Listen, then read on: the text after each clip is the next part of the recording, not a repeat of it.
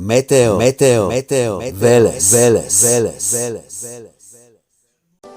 Вторник, 27. септември 2022 година, ова ќе биде кратко видео. Значи, синоќа и во ноќните часови, па и во утринските часови, имаше доста врнежи на повеќе места во државава. Реков во Скопскиот регион дека сигурно ќе има дожд во вчерашна објава, тоа и се случи. 80 на литри во Скопје Зајчев-Рид, тоа е, значи Скопскиот регион, тоа можеше да се види и во сенекешниот директен пренос помеѓу репрезентациите на Република Македонија и на Република Бугарија.